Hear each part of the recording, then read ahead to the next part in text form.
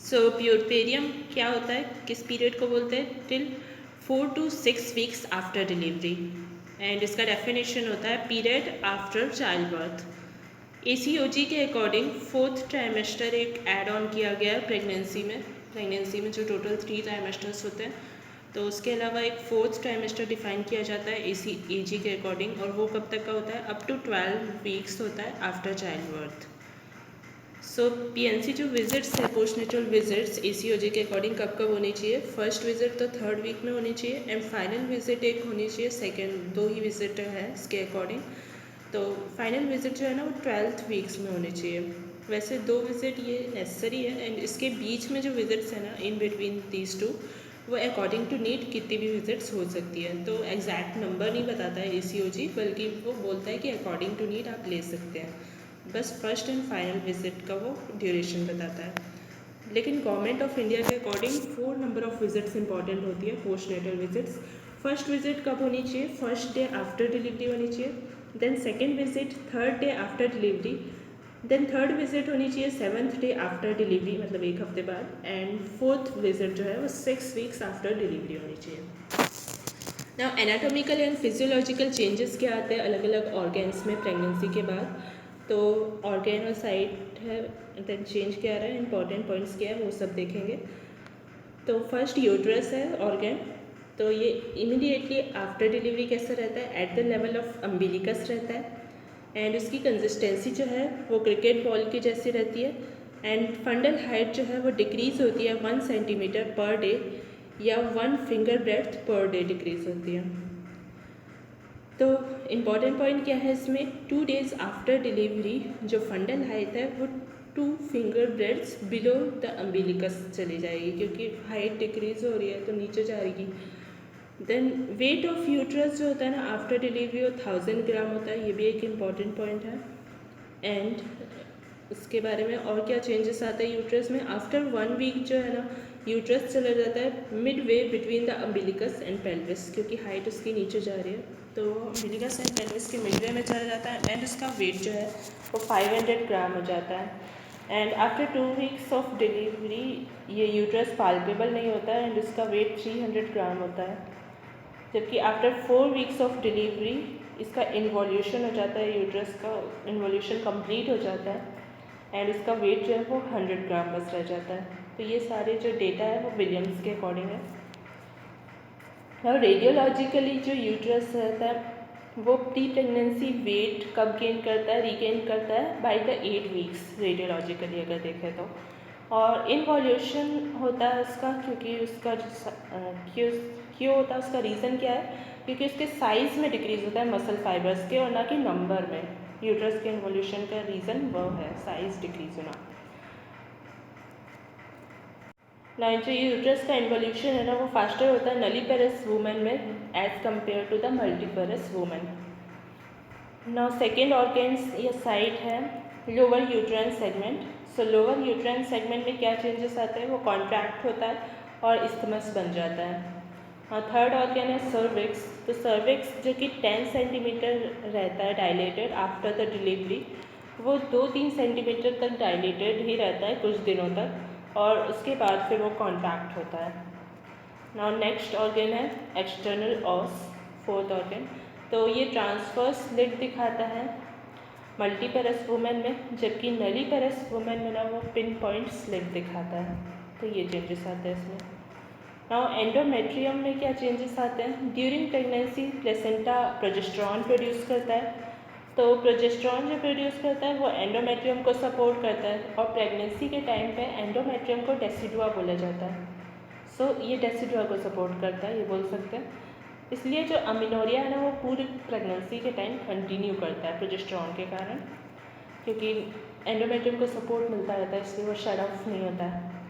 लेकिन after delivery क्या होता है कि प्लेसेंटा डिलीवर हो जाता है तो प्रोजेस्टेरॉन कम हो जाता है, तो डेसिडुआ को जो सपोर्ट मिल रहा था वो लॉस्ट हो जाता है, तो इसलिए फिर डेसिडुआ शेड हो जाता है। इसी को लोकिया बोलते हैं। नाउ जो लोकिया है वो क्या होता है? शेडिंग ऑफ डेसिडुआ होता है आफ्टर डिलीवरी, ये इसका डेफिनेशन है। और इसके कंपोनेंट्स क्या होते हैं? एक तो डेसिडुआ होता है, दूसरा ब्लड होता है, तीसरा ल्यूकोसाइट्स इसमें रहते हैं, एंड फोर्थ इसमें एक्सुडेट्स रहते हैं। एंड सीक्वली क्या होता है लोकिया का, सबसे पहले लोकिया रूब्रा आता है और फिर लोकिया सिरोसा आता है जो 4 days और उसके बाद आता है, ग्रेटर देन और इक्वल टू 4 days, एंड उसके बाद लोकिया अल्बा आता है जो 10 दिन और उसके बाद रहता है 10 days ऑनवर्ड्स। ना एवरेज ड्यूरेशन जो होता है वो लोकिया डिस्चार्ज का वो कितना होता है 24 to 36 days का होता है, तो तब तक लोकिया रहता है। और नेक्स्ट जो कंपोनेंट है वो प्लेसेंटल साइट इन्वोल्यूशन है। तो प्लेसेंटल साइट के जो इन्वोल्यूशन है वो बाद में होता है डिलीवरी के।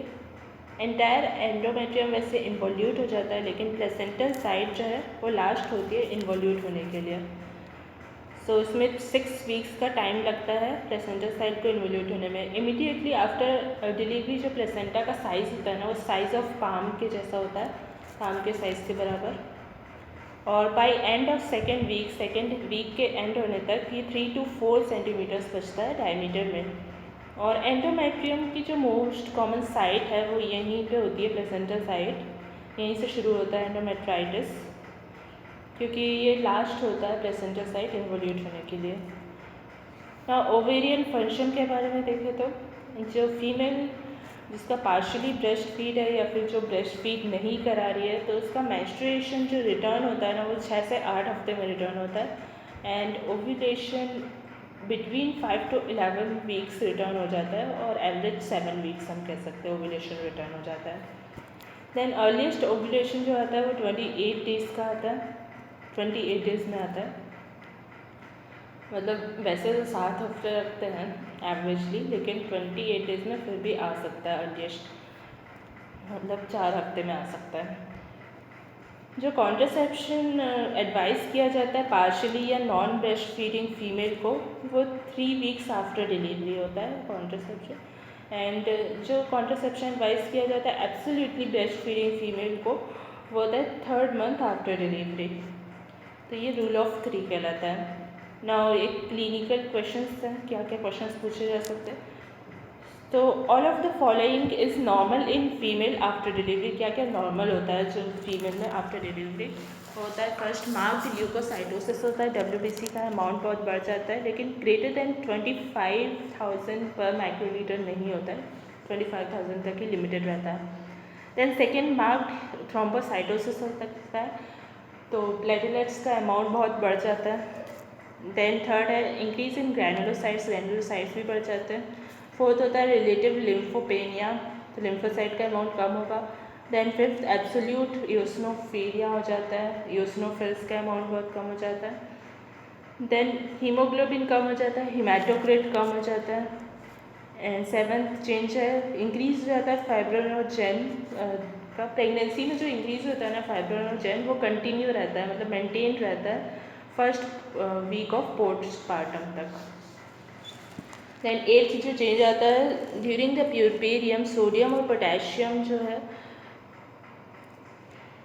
रिटेंशन होता है, और पोस्टपार्टम इसलिए डायूरेसिस हो जाता है। और वेट लॉस इसलिए होता है 2 to 3 kg during the puerperium period.